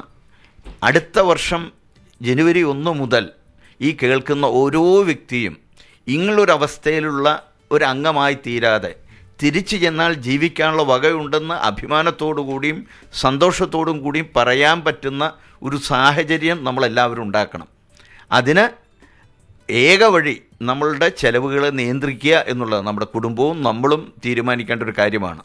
നമ്മുടെ കുടുംബത്തിന് വേണ്ടി ചെയ്യുന്ന ആദ്യത്തെ ചെലവ് സമ്പാദിക്കലാണെന്ന് തീരുമാനിക്കുകയും നമ്മളുടെ വരുമാനം കിട്ടിയ നിമിഷം ആദ്യം ചെയ്യേണ്ടത് ഏറ്റവും ചുരുങ്ങിയത് 20% നമുക്ക് വേണ്ടി മാറ്റിവെക്കുക, അത് ഇവിടെ പറയുന്ന നിക്ഷേപ മാർഗങ്ങളിലേക്ക് മാറ്റുക എന്നുള്ള ഒരു സ്വഭാവം നമ്മൾ വൈകിക്കൂടാ ഉടനെ ചെയ്യേണ്ട ഒരു കാര്യമാണ്. നിർബന്ധമായിട്ട് മാറ്റിവെച്ചാൽ മാത്രമേ നടക്കുള്ളൂ. അത് നടക്കുള്ളൂ. ചെലവെല്ലാം കഴിഞ്ഞിട്ട് മാറ്റിവെക്കുന്നത് നടക്കില്ല, ഒരിക്കലും നടക്കില്ല.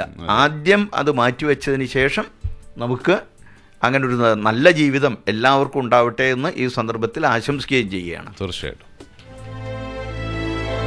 അഹല്യ ജീവിതരേഖ നിങ്ങൾക്ക് സമർപ്പിക്കുന്നത് Ahalia group, Ahalia hospital, Ahalia medical centres and Ahalia exchange.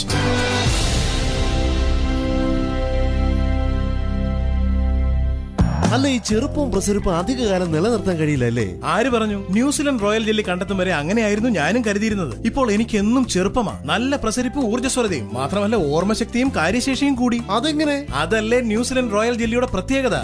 New Zealand royal jelly chewable tablets സ്ത്രീകൾക്കും പുരുഷന്മാർക്കും ഒരുപോലെ ഉപയോഗിക്കാം. ജീവിതകാലം മുഴുവൻ ആരോഗ്യവും ചുറുചുറുക്കും പ്രസരിപ്പും പ്രദാനം ചെയ്യുന്ന കൊളസ്ട്രോൾ അടങ്ങിയ ന്യൂസിലാൻഡ് റോയൽ ജെല്ലി ടാബ്ലറ്റ്സ് ഇപ്പോൾ UAE എല്ലാ ഫാർമസികളിലും സൂപ്പർ മാർക്കറ്റുകളിലും ലഭ്യം. Marketed by Arab way trading Abu Dhabi. കൂടുതൽ വിവരങ്ങൾക്ക് വിളിക്കൂ 05058171004.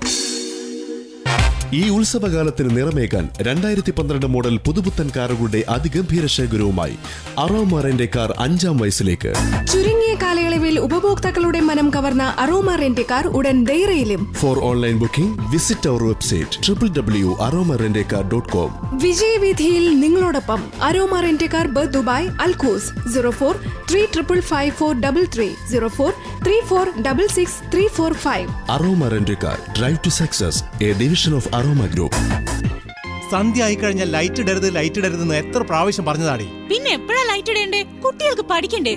ഒരു നശിച്ച വോൾട്ടേജ് പ്രോബ്ലം. അയ്യേ, ഈ അച്ഛനമ്മയ്ക്ക് ഒന്നും അറിയില്ല. ദുബായിന്ന് അങ്കിള് കൊണ്ടുവന്ന ഫാസ്റ്റ് ട്രാക്ക് എനർജി സേവിംഗ് ലാമ്പിന് വോൾട്ടേജ് ഫ്ലക്ച്വേഷൻ പ്രശ്നമേ ഇല്ല. ഇനി വോൾട്ടേജ് ഫ്ലക്ച്വേഷനെയും കറണ്ട് ബില്ലിനെയും പേടിക്കണ്ട. 80% വരെ എനർജിയും പണവും ലാഭിക്കാം. ഫാസ്റ്റ് ട്രാക്കിന്റെ എനർജി സേവിംഗ് ലാമ്പ് 6 വർഷം വരെ ഉപയോഗിക്കാം. ഗൾഫിൽ എല്ലാ സൂപ്പർ ഹൈപ്പർ മാർക്കറ്റുകളിലും ലഭ്യം. Fast track, forever together. അപ്പോ എന്താ നമ്മുടെ ന്യൂ ഇയർ പ്ലാൻ? നിന്നെ നമ്മുടെ പുതിയ നിസാൻ എക്സ്ട്രാ 4 വീൽ ഡ്രൈവിൽ ഒരു ഡെസേർട്ട് സഫാരിക്ക് കൊണ്ടുപോകുന്നു. എങ്ങനെ? അല്ലെങ്കിൽ നമ്മുടെ പുത്തൻ നിസാൻ സണ്ണിയിലായാലോ? പക്ഷേ നമുക്കിവിടെ നിസാൻ എക്സ്ട്രയും സണ്ണിയും ഒക്കെ വരാൻ പോകുന്നു. ഭാഗ്യം. Thanks to new year fest from UAE exchange. അതെ, UAE എക്സ്ചേഞ്ച് അവതരിപ്പിക്കുന്നു ന്യൂ ഇയർ ഫെസ്റ്റ് 2012. UAE എക്സ്ചേഞ്ചിൽ നിന്നും ട്രാൻസാക്ഷൻ നടത്തൂ. മെഗാ ഡ്രോ വിജയിക്ക് സ്വന്തമാക്കാം ഒരു നിസാൻ എക്സ്ട്രാ. ഒപ്പം 2 പ്രതിമാസ നറുക്കെടുപ്പുകളിലൂടെ 2 പേർക്ക് നേടാം ഓരോ നിസാൻ സണ്ണി. കൂടാതെ 100 കസ്റ്റമേഴ്സിന് 1 മില്യൺ വരെ ക്യാഷ് ബാക്ക് പ്രൈസസ്. വേഗമാകട്ടെ. ഈ പ്രൊമോഷൻ 2011 ഡിസംബർ 1 മുതൽ 2012 ഫെബ്രുവരി 3 വരെ മാത്രം. Supported by Dubai shopping festival, Arabian automobiles, UBL, Pakistan and Punjab National Bank. വിശദ വിവരങ്ങൾക്ക് നിങ്ങളുടെ ഏറ്റവും അടുത്ത UAE എക്സ്ചേഞ്ച് സന്ദർശിക്കൂ അല്ലെങ്കിൽ ലോഗോൺ ചെയ്യൂ www.uaexchange.com. UAE exchange, world's trusted money transferer. നിങ്ങൾ കാത്തിരുന്ന ബൈ 2 ഗെറ്റ് 1 ഫ്രീ ഓഫർ ഇതാ ലുലുവിൽ തിരികെ എത്തിയിരിക്കുന്നു. നിങ്ങളുടെ വിന്റർ ഷോപ്പിംഗ് ലുലുവിൽ ആസ്വദിക്കൂ. ലുലുവിന്റെ എല്ലാ ഔട്ട്ലെറ്റുകളിലും ഗാർമെന്റ്സ്, ഫുട്വെയർസ്, ലേഡീസ് ബാഗ് എന്നിവയ്ക്ക് ബൈ 2 ഗെറ്റ് 1 ഫ്രീ ഓഫർ. വേഗമാകട്ടെ. ഈ ഓഫർ ജനുവരി 4 വരെ മാത്രം. ഈ promotion Lulu hyper market, super market and department stores കൂടാതെ Emirates general market, Al Falah plaza ഔട്ട്ലെറ്റുകളിൽ ജനുവരി 4 വരെ മാത്രം. Lulu, where the world comes to shop. Ahalya exchange ഏറ്റവും നല്ല വിനിമയ നിരക്കിൽ എത്രയും പെട്ടെന്ന് നാട്ടിലേക്ക് പണമയക്കാൻ കുറ്റമറ്റ സർവീസ് നൽകുന്നു. അഹല്യ എക്സ്ചേഞ്ച് UAE ലേബർ മന്ത്രാലയത്തിന്റെ നിർദ്ദേശങ്ങൾ പാലിച്ചുകൊണ്ടുള്ള അഹല്യ പേയ്മെന്റ് സിസ്റ്റത്തിലൂടെ 5000-ലേറെ കമ്പനികളുടെ തൊഴിലാളികൾക്ക് അഹല്യ എക്സ്ചേഞ്ച് വഴി ശമ്പളം നൽകി വരുന്നു. കൂടുതൽ വിവരങ്ങൾക്ക് വിളിക്കൂ 04-330-6303. Ahalia exchange, best rate, best service. Ahalia Jeevitharekha നിങ്ങൾക്ക് സമർപ്പിക്കുന്നത് Ahalia group, Ahalia hospital, Ahalia medical centres and Ahalia exchange. Jeevitharekha തുടരുന്നു. ജീവിതരേഖയിൽ നിന്ന് സാമ്പത്തിക ആസൂത്രണവും നിക്ഷേപ മാർഗങ്ങളും എന്ന വിഷയത്തെക്കുറിച്ച് സംസാരിക്കുന്നത് ബർജിൽ ജിയോജി സെക്യൂരിറ്റീസിന്റെ ഡയറക്ടറും പ്രവാസി ബന്ധു വെൽഫെയർ ട്രസ്റ്റിന്റെ ചെയർമാനുമായ ശ്രീ KV ഷംസുദ്ദീനാണ്. ഇനി മറ്റൊരു പ്രധാന കാര്യം പറയാനുള്ളത്, കഴിഞ്ഞ ഈ സാമ്പത്തിക വർഷത്തിൽ പൊതുമേഖലാ കമ്പനിയുടെ ഓഹരികൾ പൊതുജനങ്ങൾക്ക് നൽകാനുള്ള ഒരു പ്ലാൻ ഉണ്ടായിരുന്നു. ഏകദേശം 40,000 കോടി കളക്ട് ചെയ്യണമെന്നുള്ള ഉദ്ദേശം ഉണ്ടായിരുന്നു. പക്ഷേ 1444 കോടി മാത്രമാണ് അങ്ങനെ ചെയ്യുവാൻ സാധിച്ചത്. അതേസമയത്ത് ഗവൺമെൻറ്റിൻ്റെ ഫിസിക്കൽ ഡെഫിസിറ്റ് വർദ്ധിച്ചുകൊണ്ടിരിക്കുകയാണ്. ആ വർദ്ധിക്കുന്ന സാഹചര്യത്തിൽ ഇങ്ങനെ പണം ശേഖരിച്ചു കഴിഞ്ഞാൽ അതിന് കുറക്കാനുള്ളൊരു അവസരം കൂടിയാണ്. പക്ഷെ അത് കൂടുതൽ ആൾക്കാർ അതിൽ വരുന്നില്ല, അങ്ങനെയുണ്ടോ? ഇല്ല, അങ്ങനെയല്ല. മാർക്കറ്റ് താഴുന്ന ഒരു സമയമായതുകൊണ്ട് ഉദ്ദേശിച്ച വില കിട്ടില്ല എന്നുള്ള ഒരു സാഹചര്യമുണ്ട്. അതുകൊണ്ട് ഇപ്പോൾ ചെയ്യുന്നത് ഇതിന് ഒരു പുതിയൊരു കമ്പനി രൂപീകരിക്കുകയും ആ കമ്പനിക്ക് ഓഹരികൾ പ്ലഡ്ജ് ചെയ്യുകയും ചെയ്യുക. എന്നിട്ട് ആ കമ്പനി ഏതെങ്കിലും സൗകര്യമുള്ള സമയത്ത്, അനുയോജ്യമായ സമയത്ത് മാർക്കറ്റിൽ വിൽക്കുകയും ചെയ്യുക. അപ്പോൾ ഗവൺമെൻറ്റിന് മാന്യമായ വില കിട്ടുന്ന സാഹചര്യം ഉണ്ടാവുകയും ചെയ്യും. അതേസമയം അഡ്വാൻസ് ആയിട്ട് തന്നെ പണം ഗവൺമെൻറ്റിന് കിട്ടേണ്ടത് കിട്ടുന്ന സാഹചര്യവും കിട്ടും. അപ്പോൾ അങ്ങനൊരു നടപടി ഗവൺമെൻറ്റിൻ്റെ ഭാഗത്തുണ്ടായിട്ടുണ്ട്. മറ്റൊരു പ്രധാന കാര്യം, ഇപ്പോൾ ഗ്ലോബൽ ക്രൈസിസ് വർദ്ധിക്കുകയാണ്. ഇപ്പോൾ ഇന്നലെ ഗൾഫ് ന്യൂസിലൊക്കെ കണ്ട റിപ്പോർട്ട് അനുസരിച്ച് ഒരു പക്ഷേ 2012 കഴിഞ്ഞ 2008 കണ്ടതിനേക്കാൾ വലിയ ഒരു ക്രൈസിസ് ഉണ്ടാവാൻ സാധ്യതയുണ്ടെന്നുള്ള സൂചനയാണ് നമുക്ക് കാണുവാൻ സാധിച്ചത്. അപ്പോൾ അങ്ങനെയുള്ളൊരു ഇത് ഉണ്ടാകുമ്പോൾ അലയൊലി ഇന്ത്യയിലും എത്തിയെന്ന് വരും. പക്ഷെ അതിനെ മറികടക്കാൻ വേണ്ടിയിട്ട് ഒരു സ്പെഷ്യൽ ഗ്രൂപ്പ് തന്നെ പ്രഗത്ഭരായിട്ടുള്ള ആളുകളുടെ നേതൃത്വത്തിൽ റിസർവ് ബാങ്കിൻ്റെ വൈസ് ഗവർണർ അങ്ങനെയുള്ളവരുടെ നേതൃത്വത്തിൽ ഒരു പ്രത്യേക ഗ്രൂപ്പ് ഉണ്ടായിട്ടുണ്ട്. ഇതിനെപ്പറ്റി എല്ലാ ആഴ്ചകളും പഠിക്കുകയും അതിനുവേണ്ട നടപടി എടുക്കുകയും ചെയ്യാൻ വേണ്ടിയിട്ട്. പ്രധാനപ്പെട്ട മറ്റൊരു അനൗൺസ്മെൻറ്റ് കാണാൻ സാധിച്ചത്, മുകേഷ് അംബാനി പ്രൈം മിനിസ്റ്ററെ കണ്ടിരുന്നു. അദ്ദേഹം പറഞ്ഞത്, ഇന്ത്യയിൽ എന്തുണ്ടെങ്കിലും ഞങ്ങൾ ഇന്ത്യയെ വിശ്വസിക്കുന്നു. 70,000 കോടി രൂപയുടെ ഇൻവെസ്റ്റ്മെൻറ്റ് അടുത്ത 2 വർഷം അവർ ഇന്ത്യയിൽ നിക്ഷേപിക്കാൻ വേണ്ടിയിട്ട് ഉദ്ദേശിക്കുന്നുണ്ട് എന്നാണ് പറഞ്ഞത്. അതേസമയം രത്തൻ ടാറ്റ, NR നാരായണമൂർത്തി, സുനിൽ ബത്രി മിറ്റൽ, സുനിൽ മുഞ്ചാൾ, വിന്ദി ബംഗ മുതലായിട്ടുള്ള ഇൻഡസ്ട്രിയേറ്റുകളെല്ലാം ഇതുപോലെ തന്നെയുള്ള ആശയമാണ് മുന്നോട്ട് വെച്ചത്. അപ്പോൾ അതെ, ഏകദേശം ഇന്ത്യയിലെ പ്രധാനപ്പെട്ട കമ്പനികളുടെ കയ്യിൽ 2 ലക്ഷം കോടിയിൽ കൂടുതൽ സർപ്ലസ് പണം തന്നെ ഉണ്ട്. ഇതിൽ നല്ലൊരു ഭാഗം ഇൻവെസ്റ്റ് ചെയ്യാനുള്ളൊരു തീരുമാനം എടുത്തിട്ട് ഇരിക്കുന്ന എല്ലാ ഇൻഡസ്ട്രിയൽ ഹൗസസും ഇന്ത്യയിൽ തന്നെ.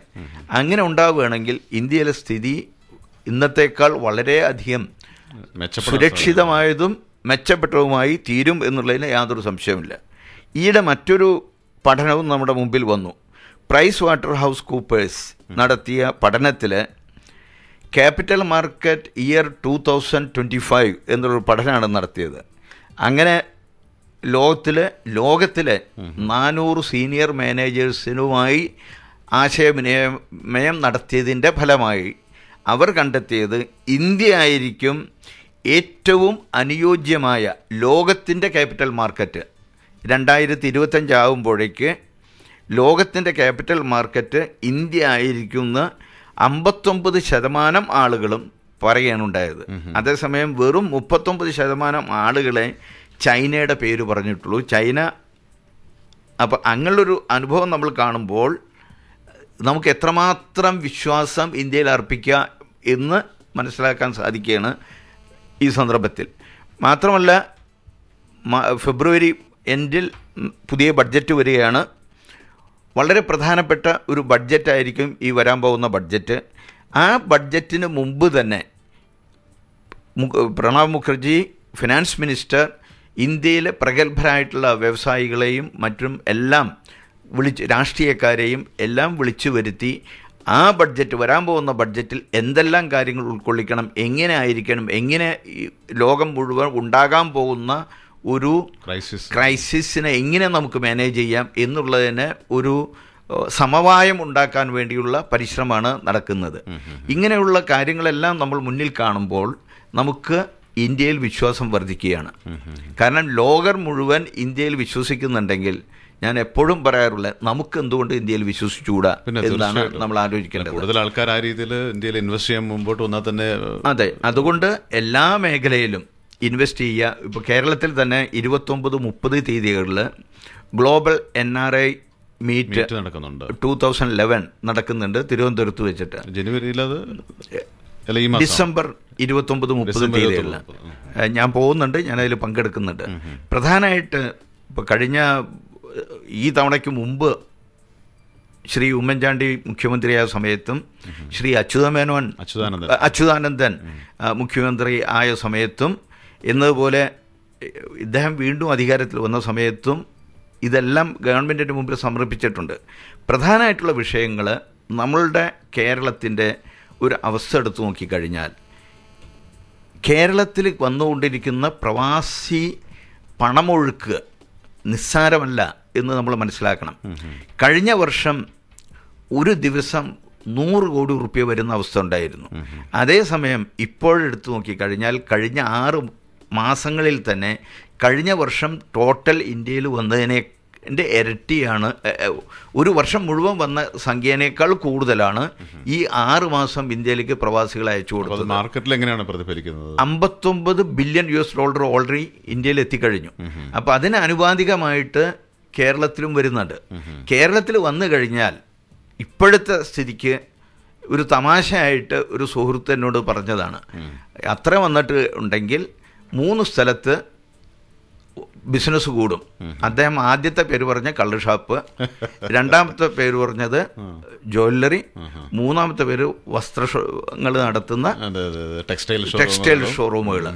ഈ 3 സ്ഥലത്തും കാര്യമായിട്ട് ബിസിനസ് വർദ്ധിക്കും. പിന്നെ റെസ്റ്റോറൻറ്റുകളിലും എന്നാണ് ഒരു സുഹൃത്ത്, നാട്ടിലുള്ള സുഹൃത്ത് തമാശ രൂപത്തിൽ പറഞ്ഞതാണെങ്കിലും അതിൽ സത്യമുണ്ട് എന്നുള്ളത് നമുക്ക് വിസ്മരിക്കാൻ സാധിക്കില്ല. കാരണം ഇപ്പോൾ കഴിഞ്ഞ പഠനത്തിലൊക്കെ മനസ്സിലായത് നമ്മൾ വളരെ തുച്ഛമാണ് നമ്മൾ അയക്കുന്ന പണത്തിൽ നിന്ന് പ്രൊഡക്റ്റീവായിട്ട് ചിലവാക്കുന്നത്. അതേസമയം കേരളത്തിൻ്റെ ഇൻഫ്രാസ്ട്രക്ചർ ഡെവലപ്മെൻറ്റിന് ലക്ഷക്കണക്കിന് കോടി റുപ്യ എന്ന ആവശ്യമാണ്. ആ ആവശ്യമുള്ളതിന് ഗവൺമെൻറ് ഒരു ക്രിയാത്മകമായൊരു നടപടി ഉണ്ടാക്കുകയാണെങ്കിൽ തീർച്ചയായിട്ടും പ്രവാസികൾ സഹകരിക്കും. ഇപ്പോൾ നമ്മുടെ മൂല്യവർദ്ധനവിന് സാധ്യതയുണ്ടോ? ഇന്ത്യൻ റുപ്പി മൂല്യവർദ്ധന സാധ്യതയുണ്ട്, പക്ഷെ സ്വല്പം സമയമെടുക്കും. ഒരു 5-6 മാസം കഴിഞ്ഞാൽ വീണ്ടും ഒരു തിരിച്ചുവരവ് ഗ്രാജുവലി ആയിട്ട് ഉണ്ടായിക്കൊണ്ടിരിക്കും എന്നുള്ളതിന് സംശയമില്ല. അപ്പോൾ ഇങ്ങനെയുള്ളൊരു സാഹചര്യത്തിൽ ഗവൺമെൻറ്റിന് ആവശ്യമുള്ള പണം ബോണ്ടുകളായിട്ട് ഇറക്കുകയാണെങ്കിൽ ആളുകൾ ബാങ്കിൽ ഡെപ്പോസിറ്റ് ചെയ്യുന്നതിന് പകരം ബോണ്ടുകൾ വാങ്ങി അല്ലെങ്കിൽ വെറുതെ ലാൻഡ് മേടിച്ച് ഒരു ആദായം ഇല്ലാതെ വെക്കുന്നതിന് പകരം ഇതാണെങ്കിൽ അതിന് ആദായം ഉണ്ടായിരിക്കും. ബാങ്കിൽ ഡെപ്പോസിറ്റ് ചെയ്താൽ കിട്ടുന്നത് പോലെ ഈ ബോണ്ടുകൾക്ക് ആദായം കൊടുത്തു കഴിഞ്ഞാൽ ഇപ്പോൾ പല പദ്ധതികളും നമ്മുടെ മുമ്പിലുണ്ട്. കണ്ണൂർ എയർപോർട്ടുണ്ട്, വിഴിഞ്ഞം പോർട്ടുണ്ട്, അഴീക്കൽ തുറമുഖമുണ്ട്, പിന്നെ കേരളത്തിൻ്റെ ഒരറ്റം മുതൽ മറ്റേ അറ്റം വരെയുള്ള റെയിൽവേ കോറിഡോറ്, ഹൈവേ, എത്രയോ പാലങ്ങൾ, ഇതെല്ലാം പറയുന്നു. ഇതിനൊക്കെ വേണ്ട ഫണ്ട് ഈ രൂപത്തിൽ എടുക്കാൻ സാധിക്കും. അതുപോലെ മറ്റു പല കാര്യങ്ങളും നമ്മൾ ചൂണ്ടിക്കാണിച്ചിട്ടുണ്ട്. തീർച്ചയായിട്ടും. അപ്പോൾ ഇന്ത്യ കൂടുതൽ പുരോഗതിയിലേക്ക് വരാനുള്ള സാധ്യത കാണുന്നുണ്ടല്ലേ? തീർച്ചയായിട്ടും. അഹല്യ ജീവിതരേഖ നിങ്ങൾക്ക് സമർപ്പിക്കുന്നത് Ahalia group, Ahalia hospital, Ahalia medical centres and Ahalia exchange.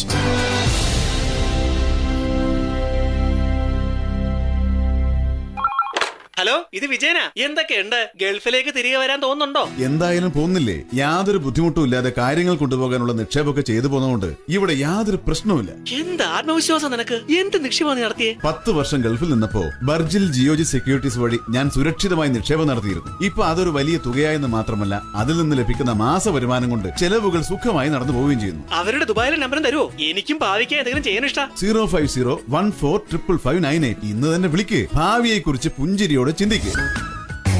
രമേശേ, നീ എന്താ വല്ലാതിരിക്കുന്നേ? തോമസേ, ഞാനിന്ന് ഡോക്ടറെ കണ്ടു. ബ്ലഡ് ടെസ്റ്റ് ചെയ്തപ്പോ ഷുഗറും കൊളസ്ട്രോളും ഫാറ്റി ലിവറും ഒന്നും കൺട്രോൾ ആയിട്ടില്ല. മരുന്ന് കഴിച്ചാണെ മടുത്തു. നീ അറിഞ്ഞില്ലേ, അബുദാബി അപ്പോളോ മെഡിക്കൽ സെന്ററിൽ doctor Sandeep T K join ചെയ്തിട്ടുണ്ട്. ഇന്റേണൽ മെഡിസിനിലും ഡയബറ്റീസിലും MD-യും MRCP-യും ഉള്ള ഡോക്ടർ സന്ദീപിന്റെ സേവനം എല്ലാ ദിവസവും അപ്പോളോയിൽ ലഭ്യമാണ്.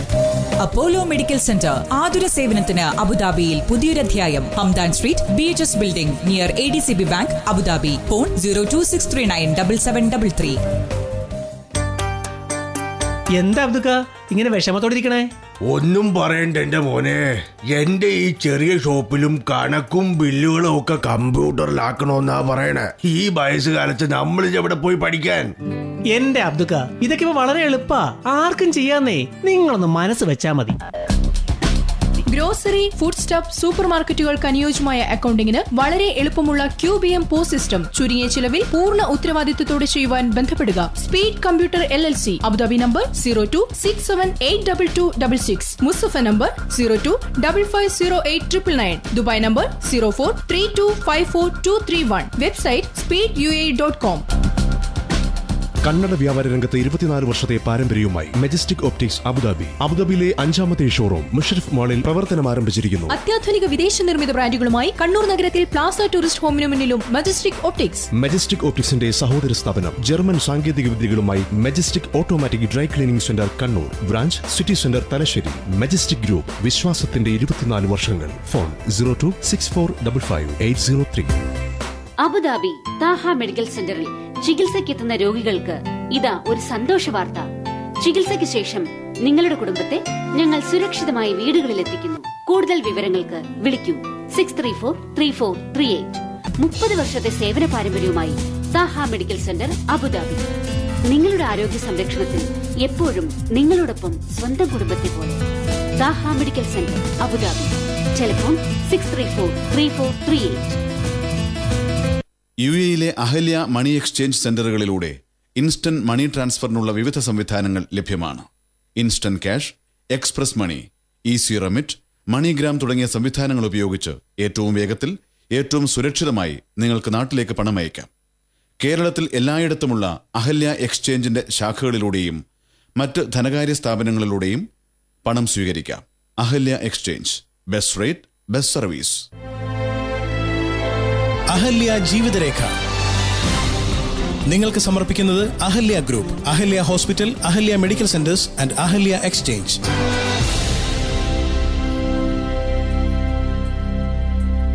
ജീവിതരേഖ തുടരുന്നതിന് ശ്രോതാക്കൾക്ക് വിളിക്കേണ്ട number 0439141163. Hello, good morning. Jeevitharekha, അബുദാബിന്ന് റാഫിയാണ്. റാഫി, എത്ര കാലമായി അബുദാബിയിൽ വന്നിട്ട്? 3 വർഷമാവുന്നു. പറയൂ റാഫി. ഞാൻ കേൾക്കുന്നുണ്ട്. റാഫി പറഞ്ഞോളൂ, എന്താണ് ചോദിക്കാനുള്ളത്? എനിക്കൊരു കുട്ടിയായി ഇപ്പൊ ഒരു വർഷമാവുന്നു. കൺഗ്രാറ്റുലേഷൻസ്. അപ്പോൾ കുട്ടിയുടെ പേർക്ക് എന്തെങ്കിലും ഒരു ഇത് ചെയ്യണമെന്നൊരു ആഗ്രഹമുണ്ട്. റാഫിക്ക് പാൻ കാർഡ് ഉണ്ടോ? പാൻ കാർഡ് ഇല്ല. ഞങ്ങളുടെ ഓഫീസ് അബുദാബിയിലെ സലാം സ്ട്രീറ്റില് മുനിസിപ്പാലിറ്റിയുടെ മുമ്പിൽ ഫാസ്റ്റ് റെന്റ് കാറിന്റെ 2nd ഫ്ലോറിലാണ്. അവിടെ പോവുക, പാൻ കാർഡ് എടുക്കുക. അതുപോലെ തന്നെ ബാങ്ക് അക്കൗണ്ട് എവിടെയുള്ളത്? നാട്ടിലെവിടെയാണ്? നാട്ടിൽ ഫെഡറൽ ബാങ്ക്. ഏത് സ്ഥലത്ത്? കൊട്ടാരക്കര. കൊട്ടാരക്കര ഫെഡറൽ ബാങ്കിന്റെ ചെക്ക് ബുക്കുമായിട്ട് പോവുക ഓഫീസിൽ. അവിടെ ചെന്ന് കഴിഞ്ഞാൽ അവർ പറയും ഇത് പറ്റുമോ ഇല്ലയെന്ന്. ഇല്ലെങ്കിൽ അടുത്ത് വേറെ എവിടെ വേണമെന്നുള്ളതും അവർ പറഞ്ഞുതരും. അങ്ങനെ അക്കൗണ്ട് ഓപ്പൺ ചെയ്യുക. പാൻ കാർഡ് എടുക്കാൻ പാസ്പോർട്ട് ഫോട്ടോ കോപ്പിയും 2 ഫോട്ടോഗ്രാഫും നിങ്ങളുടെ ഇവിടെയുള്ള ബാങ്ക് അക്കൗണ്ടിൻ്റെയോ അല്ലെങ്കിൽ കൊട്ടാരക്കരയുള്ള ഫെഡറൽ ബാങ്കിൻ്റെ അക്കൗണ്ടിൻ്റെയോ സ്റ്റേറ്റ്മെൻറ്റ്, ലേറ്റസ്റ്റ് സ്റ്റേറ്റ്മെൻറ്റും അഡ്രസ്സോട് കൂടിയത് കയ്യിൽ വെക്കുക. അങ്ങനെ ഈ 3 കാര്യങ്ങളായിട്ട് അവിടെ ചെന്ന് കഴിഞ്ഞാൽ നിങ്ങൾക്ക് പാൻ കാർഡിന് അപ്ലൈ ചെയ്യാൻ പറ്റും. ചെക്ക് ബുക്ക് കാണിച്ചു കൊടുത്താൽ ഈ ചെക്ക് മതിയാവോ ഇല്ലേ എന്നുള്ളതും അവർ പറഞ്ഞു തരും. അപ്പോൾ കുട്ടിയുടെ ശരിക്ക് പേര് രജിസ്റ്റർ ചെയ്തിട്ടുള്ളത് എങ്ങനെയാണോ വ്യക്തമായിട്ട് അതുപോലെ തന്നെ ആയിരിക്കണം കുഞ്ഞിൻ്റെ പേര് ഇതിന് അപ്ലൈ ചെയ്യുമ്പോൾ കൊടുക്കേണ്ടത്. അപ്പോൾ അങ്ങനെ ചെയ്യാം. താങ്കൾക്ക് കുഞ്ഞിൻ്റെ പേരിൽ നല്ലൊരു സംഖ്യ നിക്ഷേപം നടത്തി ഉണ്ടാവട്ടെ എന്ന് ആശംസിക്കുന്നു. Okay, thank you. Hello. Hello, നമസ്കാരം. നമസ്കാരം. ജീവിതരേഖയാണ്. എൻ്റെ പേര് ശിവൻ. ഞാൻ ദുബായിൽ നിന്ന് വിളിക്കുന്നു. പറയൂ ശിവൻ. ശിവൻ എവിടുന്നാ വിളിക്കുന്നത്? ദുബായ്. ഓക്കെ, പറയൂ ശിവൻ. ഈ NCD നോൺ കൺവേർട്ടബിൾ ഡിബെഞ്ചേഴ്സ് എന്ന് പറയുമ്പോൾ എന്താ? നോൺ കൺവേർട്ടബിൾ ഡിബെഞ്ചർ എന്ന് പറഞ്ഞാൽ കമ്പനികൾ നമുക്ക് ഡിബെഞ്ചർ തരുന്നു. ഡിബെഞ്ചർ 2 തരമുള്ളത്. ഒന്ന് കൺവേർട്ടബിൾ ഡിബെഞ്ചർ, ഒന്ന് നോൺ കൺവേർട്ടബിൾ ഡിബെഞ്ചർ. പിന്നെ മറ്റൊന്ന് partially convertible debenture. Convertible debenture എന്ന് പറഞ്ഞാൽ നമ്മൾ ഒരു സംഖ്യ ഒരു 5, ഇപ്പോൾ ഉദാഹരണമായിട്ട് മുമ്പൊരിക്കൽ റിലയൻസിൻ്റെ കൺവേർട്ടബിൾ ഡിബെഞ്ചർ വന്നിരുന്നു. 13,500 റുപ്യ വെച്ചിട്ട് ആണ് നമുക്കത് കിട്ടിയത്. അത് 2 വർഷം കഴിഞ്ഞാൽ 2 ഷെയറായിട്ട് ഒരു ഡിബെഞ്ചർ 2 ഷെയറാക്കി മാറ്റും എന്നാണ് പറഞ്ഞിരുന്നത്. അങ്ങനെയുള്ളതിനെ ഫുള്ളി കൺവേർട്ടബിൾ ഡിബെഞ്ചർ എന്ന് പറയും. രണ്ടാമതൊന്ന് പാർഷ്യലി കൺവേർട്ടബിൾ ഡിബെഞ്ചർ. ഒരു 200 റുപ്യക്ക് ഡിബെഞ്ചർ ഇറക്കുന്നു. എന്നിട്ട് പറയും ആദ്യത്തെ 2 വർഷം കഴിഞ്ഞാൽ 100 റുപ്യയ്ക്ക് ഒരു ഷെയർ ഞങ്ങൾ തരും എന്ന് പറയുന്നു. ബാക്കിയുള്ള 100 റുപ്യ 5 വർഷത്തിന് ശേഷമോ മറ്റോ ഓരോ വർഷവും ഇൻസ്റ്റാൾമെൻ്റായിട്ട് നിക്ഷേപകർക്ക് തിരിച്ചു കൊടുക്കും എന്ന് പറയുന്ന സംവിധാനത്തിനാണ് പാർഷ്യലി കൺവെർട്ടിബിൾ ഡിബെഞ്ചർ എന്ന് പറയുന്നത്. മറ്റൊന്ന് നോൺ കൺവെർട്ടിബിൾ ഡിബെഞ്ചർ തങ്ങൾ ചോദിച്ചത്, അത് അല്ല പറഞ്ഞു കഴിയട്ടെ. നോൺ കൺവെർട്ടിബിൾ ഡിബെഞ്ചർ എന്ന് പറയുന്നത് നമുക്ക് കടപത്രം എന്ന് പറയുന്നത് പോലെ തന്നെ ഡിബെഞ്ചറും. കമ്പനികൾ നമ്മളിൽ നിന്ന് പബ്ലിക് ഇഷ്യൂ ആയിട്ട് കടം വാങ്ങിക്കുന്നു. ആ കടം വാങ്ങിച്ച സംഖ്യ ഒരു 5 or 10 വർഷം അവർ മുൻകൂട്ടി പറഞ്ഞതനുസരിച്ച് എല്ലാ വർഷവും ചെറിയ സംഖ്യകളായിട്ട് 3, 4, 5 ഗഡുകളായി നമുക്ക് തിരിച്ചു തരുന്നു. അതുവരെ മുൻകൂട്ടി പറഞ്ഞ റേറ്റിൽ ഇൻട്രസ്റ്റ് തന്നുകൊണ്ടിരിക്കും. ഇതാണ് 3 തരത്തിലുള്ള ഡിബെഞ്ചറുകൾ. ഇനി താങ്കളുടെ ചോദ്യം ചോദിച്ചോളൂ, രണ്ടാമത്തെ ചോദ്യം. എന്തോ ഇതിന് റിസ്ക് ഫാക്ടർ എങ്ങനെയാണ്? ഇതിന് റിസ്ക് നല്ല കമ്പനികളായിരിക്കുക, അതായത് അറിയപ്പെടുന്ന കഴിഞ്ഞ കാലങ്ങളിൽ നന്നായി പ്രവർത്തിച്ച കമ്പനികളായിരിക്കുക. ഇത്തരം ഡിബെഞ്ചറുകൾ ഇറക്കുമ്പോഴെല്ലാം ക്രസിൽ റേറ്റിങ്ങോട് കൂടിയിട്ടാണ് വരിക. ഇവരെ എങ്ങനെ റേറ്റ് ചെയ്യുന്നു എന്നുള്ളത് നമുക്ക് മനസ്സിലാക്കാം. അങ്ങനെ നല്ല റേറ്റിംഗ് ഉള്ളതിൽ മാത്രമേ നമ്മൾ ഇൻവെസ്റ്റ് ചെയ്യാൻ പാടുള്ളൂ.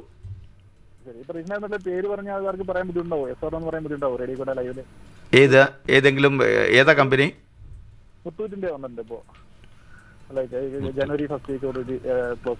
മുത്തൂറ്റിൻ്റെത് പ്രശ്നമില്ല എന്നാണ് എനിക്ക് തോന്നിയിട്ടുള്ളത്. കാരണം മുത്തൂറ്റിൻ്റെ ബാലൻസ് ഷീറ്റൊക്കെ വളരെ വ്യക്തമായിട്ട് നോക്കാൻ എനിക്ക് അവസരം കിട്ടിയതുകൊണ്ട് കൺവെർട്ടിബിൾ ഡിബെഞ്ചർ അല്ല നോൺ കൺവെർട്ടിബിൾ ഡിബെഞ്ചർ ധൈര്യത്തോടുകൂടി ചെയ്യാവുന്നതാണ് ഞാൻ വിശ്വസിക്കുന്നത്. ഗ്രീൻ ഷൂ ഓപ്ഷൻ എന്ന് പറഞ്ഞിട്ട്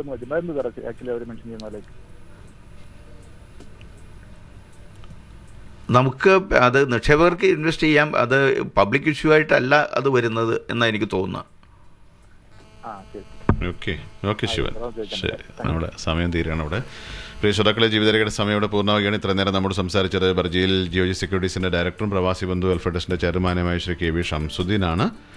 അദ്ദേഹത്തിന്റെ കൂടുതൽ സേവനം നിങ്ങൾക്ക് ആവശ്യമാണെങ്കിൽ വിളിക്കാം 05064678001 എന്ന നമ്പറിൽ 64678001 അല്ലെങ്കിൽ 145558 145558. Email kvshams@gmail.com. എല്ലാ മാന്യ ശ്രോതാക്കൾക്കും നന്ദി, നമസ്കാരം. അടുത്ത ന്യൂ ഇയർ എല്ലാവർക്കും ഒരു ക്ഷേമൈശ്വര്യോട് കൂടിയ ന്യൂ ഇയർ ഈ സന്ദർഭത്തിൽ ആശംസിക്കുകയും ചെയ്യുന്നു. തീർച്ചയായിട്ടും ഞാൻ നേരത്തെ പറഞ്ഞ റംലത്ത് ഷംസുദ്ദീൻ്റെ അക്കൗണ്ട് നമ്പർ ഒരിക്കൽ കൂടെ പറയാം. റംലത്ത് ഷംസുദ്ദീൻ 1015210014854 ഫെഡറൽ ബാങ്ക് മുല്ലയ്ക്കൽ ബ്രാഞ്ച് ആലപ്പുഴ. സഹായം ചെയ്യാൻ പറ്റുന്ന ആൾക്കാരൊക്കെ സഹായം ചെയ്യുക. ഇന്നത്തെ ജീവിതരേഖ ഇവിടെ പൂർണ്ണമാകുന്നു. Thank you mister Shamsuddin. അതെ, ഈ വർഷം അവസാനം നല്ലൊരു സഹായം ചെയ്യാൻ കിട്ടിയുള്ള അവസരമാണ്. എല്ലാവരും അത് ഉപയോഗപ്പെടുത്തുക. ദൈവത്തിൻ്റെ അനുഗ്രഹം അങ്ങനെ നേടിയെടുക്കുക. തീർച്ചയായിട്ടും എല്ലാവർക്കും ആശംസകൾ അറിയിക്കുകയാണ്. അഹല്യ ജീവിതരേഖ നിങ്ങൾക്ക് സമർപ്പിച്ചത് Ahalya hospital, Ahalia medical centres and Ahalia exchange. ആതുര സേവന രംഗത്തും ധനവിനിമയ രംഗത്തും മലയാളികളുടെ ആത്മമിത്രം അഹല്യ.